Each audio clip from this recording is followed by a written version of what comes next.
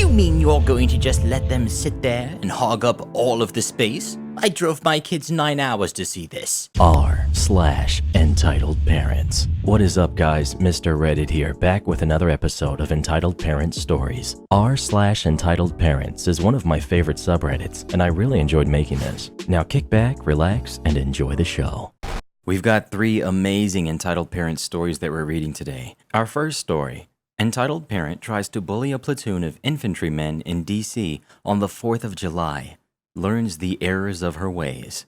And after that, no, I will not let Satan's offspring fly my $200 drone. And then we'll be wrapping up with When Gratitude Turns into Entitlement. Welcome to our newest subscribers, Alyssa, Umi, and Lily. And if you're new, subscribe for new Reddit stories every single day. Entitled Parent tries to bully a platoon of infantrymen in DC on the 4th of July. Learns the errors of her ways. Backstory. Joined the Army right out of high school. During basic training, I volunteered for a unit within the Army known as the Old Guard, TOG from here on. The Old Guard is responsible for ceremonies in the DC area and funerals in Arlington National Cemetery, amongst other duties. The Old Guard consists of units you may have heard of, such as the U.S. Army Drill Team and the Sentinels of the Tomb of the Unknowns, as well as lesser-known platoons such as Presidential Guns Salute Battery and the U.S. Army Continental Color Guard, and is the oldest active unit in the Army. I only say this to emphasize that the Old Guard isn't some unheard-of rifle company from who knows where. It's a fairly big deal in the Army and in the DC area in general. Story time. So, okay, there we were. It's the 4th of July in DC. Big celebration. All kinds of stuff going on. I'm sure you can picture it. Most of the celebration goes on in front of the Capitol on the National Mall. As part of the festivities, my unit, the Presidential Guns Salute Battery, fires the baseline for the performance of the 1812 Overture. Only the more seasoned guys in the platoon get picked to do it, so the rest of us are given a cordoned-off area in the very front. We bring some food, some chairs, our families, and we have a cookout during the day and watch the show when it starts.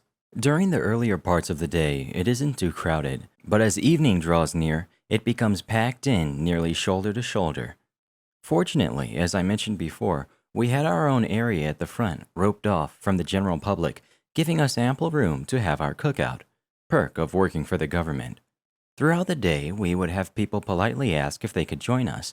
We said no, but were always respectful.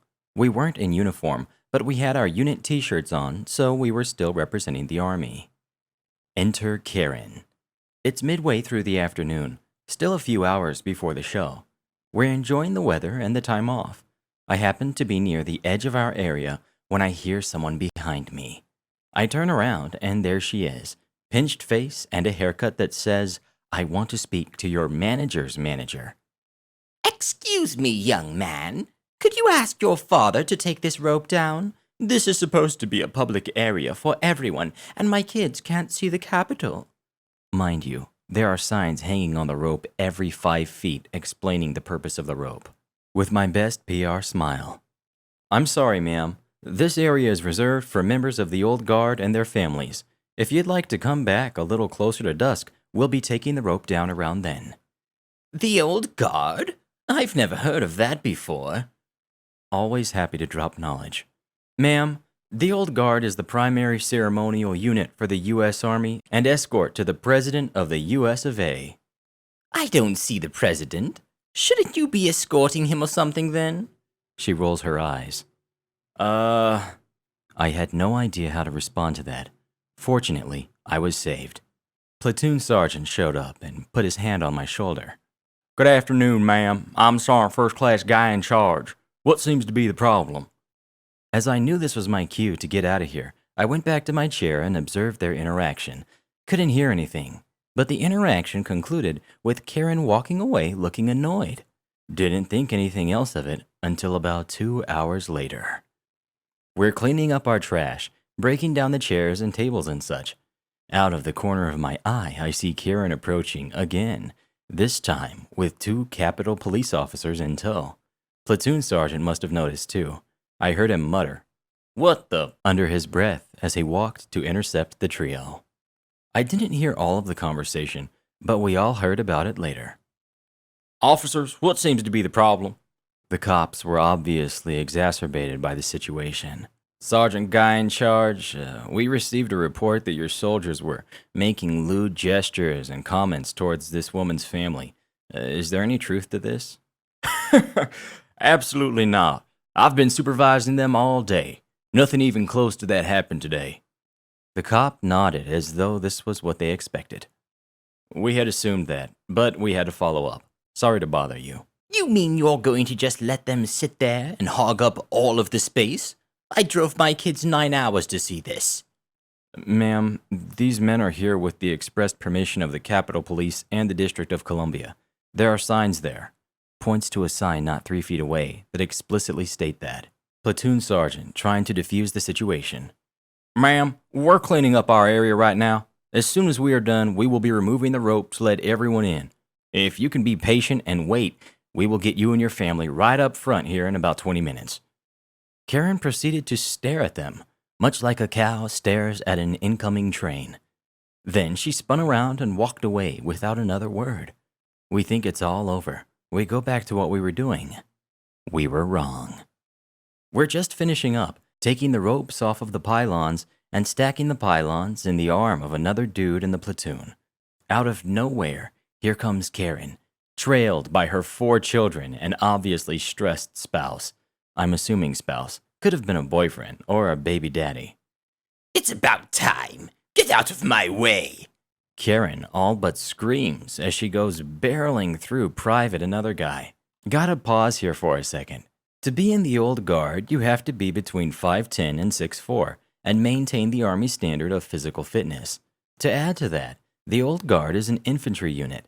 If you aren't aware, infantry are generally the frontline soldiers in combat, and we are trained for just that. So, suffice to say, none of us were small nor weak. Karen was probably around 180 pounds, so when I say she barreled through this dude, I mean it. She put some force into it.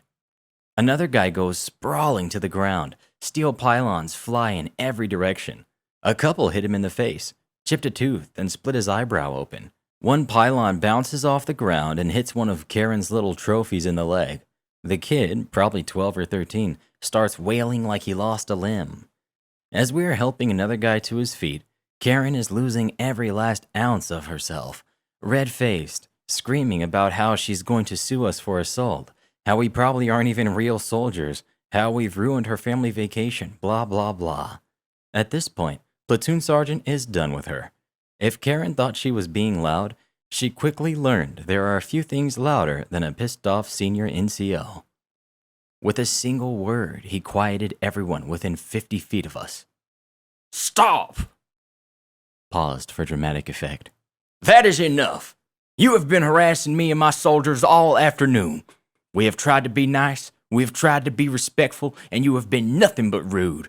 Now you've injured one of my soldiers. This stops now. I think Karen might have had a small stroke right then. She stood, mouth agape, not able to utter a single word. And then, as if right on cue, here comes those 2 Capitol policemen. They hadn't been far away and had seen the entire incident. I didn't think Karen's eyes could get any wider until the first officer pulled out a pair of cuffs and said, "Ma'am, turn around and put your hands behind your back. You are under arrest for assault and harassment." She tried every excuse she could think of, but the cops were having exactly none of her crap. They talked to another guy. He wanted to press charges, so they carted her off. I don't know what the father did with the kids. They disappeared when the cops took Karen. Come to find out, after another guy comes back from the court hearing, Karen had been carrying 3 bottles of pills that weren't hers, and 2 stolen credit cards when the cops searched her. No idea what kind of time she got, but it wasn't enough. After all was said and done, we watched the 1812 Overture and laughed about Karen for weeks afterward. Another guy was fine, a chipped tooth and a little bit of bruising. Nothing major, fortunately. Moral of the story: read signs and don't mess with the infantry. Next up we've got, no, I will not let Satan's offspring fly my $200 drone. Well, hello, humans. This is Tai Tai II, reporting for Pew News, and today we have a story about an entitled mom who tried to let Satan's child fly my very expensive drone. Yes, I know that was cringy, but I don't care, normies. Well, first off, I will tell you the cast. Entitled Mom, the rare species of entitled mother, also T-Series in human form. Entitled Kid, whiny, immature little nub that thinks that everything is his, probably around 8 to 9 years old. We have Brother, and we have me, Pew News star reporter. Subscribe to PewDiePie if you haven't already. Well, my brother and I were bored, so we decided to take our drone down to the park. We were both excited because we don't have much time to fly the drone, and also we both saved up $100 each. It took us like 5 months. So as we walked down, we saw a woman with tattoos all over her arms and aviator sunglasses walking next to a fat kid. He was huge, who was eating an ice cream bar and had ice cream all over his face. I mean, like, there was some ice cream on his forehead. I don't know how. We didn't think much about it. We just wanted to fly the drone. When we got to the park, we turned the drone on and the LED lights lit up. It looked really cool. Apparently, that attracted the attention of entitled Mom, but we still didn't notice. We flew it for 5 to 10 minutes when I felt a tap on my shoulder. I turned around. My mommy said I could fly the drone. Sorry, this was $200, and we don't like other people flying it. It's too expensive to merely play with. Also, you have ice cream all over your hands, which could make the controller sticky. Entitled Kid starts stomping his foot on the ground. But I want to fly the drone. Well, too bad. Get your own drone. Entitled Kid starts crying and runs back to his mom. My brother started laughing, and so did I. We assumed it was all over, but we assumed wrong. 2 minutes later, I was flying the drone and something slammed into me from behind. I fell to the ground and turned to see none other than entitled Mom ripping the controller from my hands. I asked what the heck was happening, but entitled Mom just said, Here, entitled kid, you can have it now. Now, me and my brother both speak fluent German, so I said, Nimm es von hinten, since entitled Mom probably wouldn't speak German. Nimm es von hinten means take it from behind. I was talking to my brother to take the drone.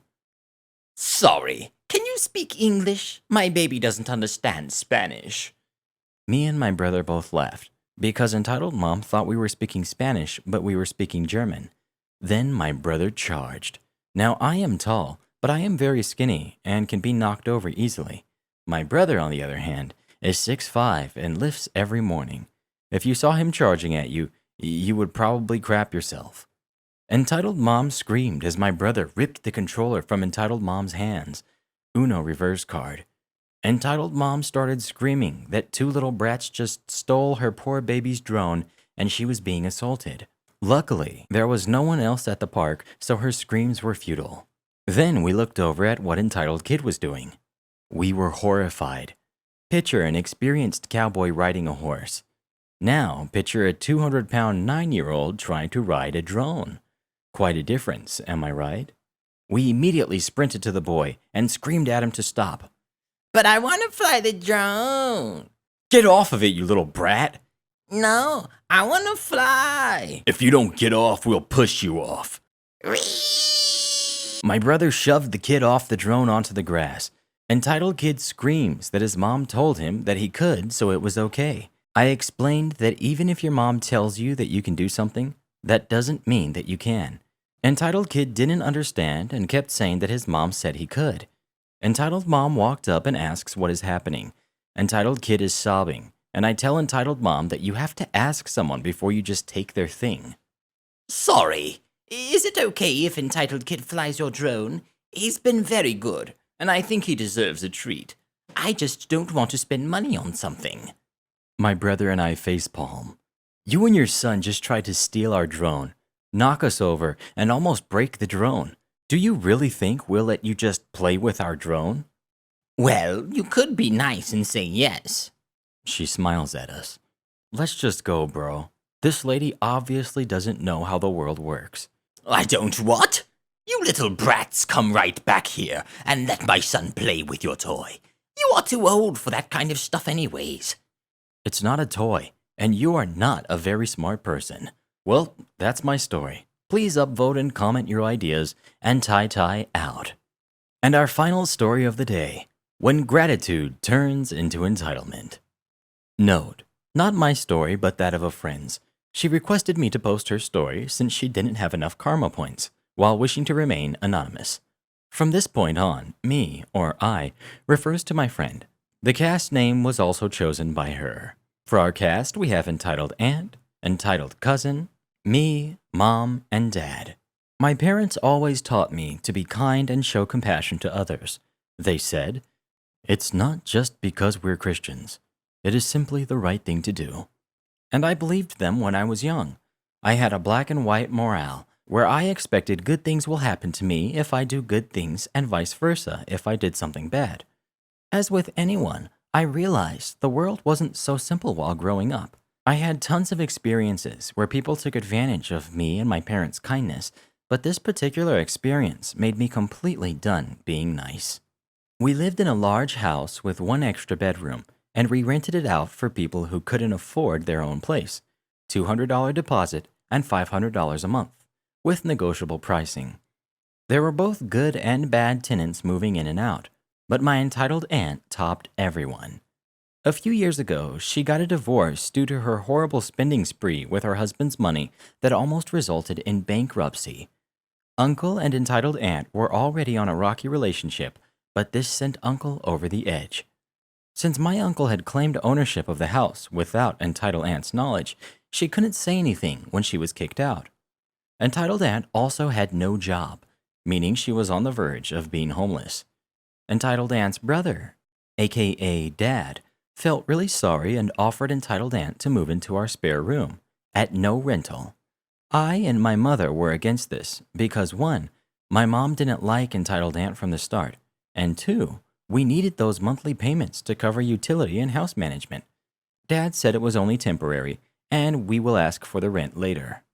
Entitled aunt at first was really grateful, and between leaving the house for job applications and interviews, she helped out with some of the house chores, such as cleaning and laundry. My mom gradually began opening up to entitled aunt and offered her free 3 meals plus access to both pantry and refrigerator. Entitled aunt, in her own words, swore to make it up to us one day. But my family was about to learn the true nature of entitled aunt, something that even dad didn't expect. After 3 months, entitled aunt just stopped looking for a job and spent most of her days doing nothing but staying in her room. My parents started to get really impatient with entitled aunt, and when they confronted her about it, she simply said, Well, I help around the house, don't I?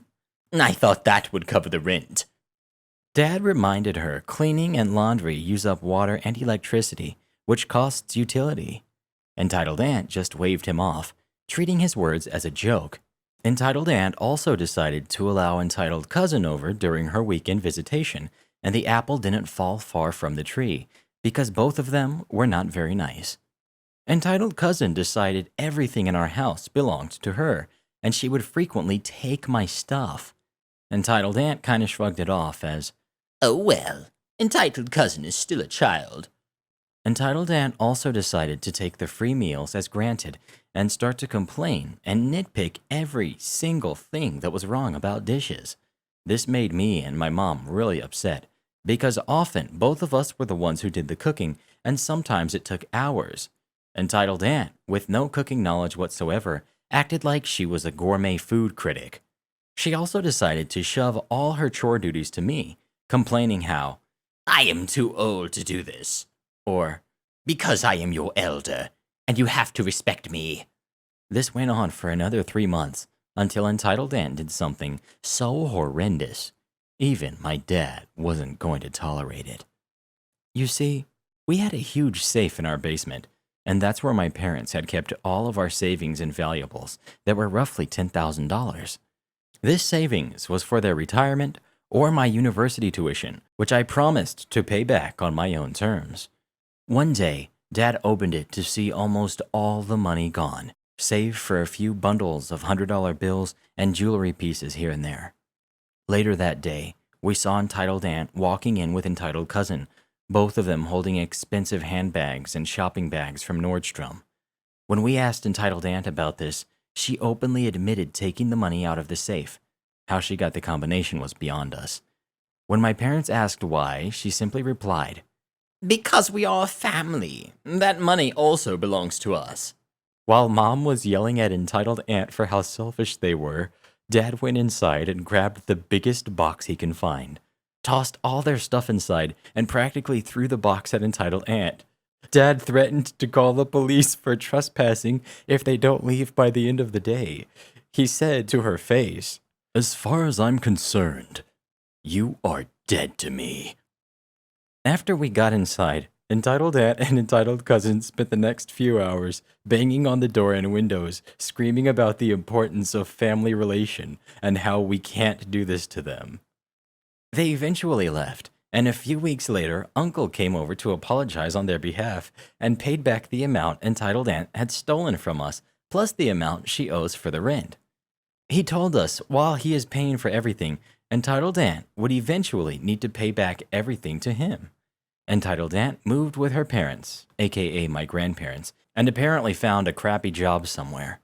She did manage to pay off her debt, but apparently moved out and her current whereabouts are unknown. Uncle was eventually married to a woman who appreciated him for who he is, and now is getting as happily ever after. Entitled cousin saw the error in her ways and did everything she could to make up for what she has done. My experience with entitled aunt has completely made me done being nice. My moral values now are more of a eyes for eyes and teeth for teeth, and now I expect something in return for favors I do. I only help close friends and families when I know they'll do something for me in return.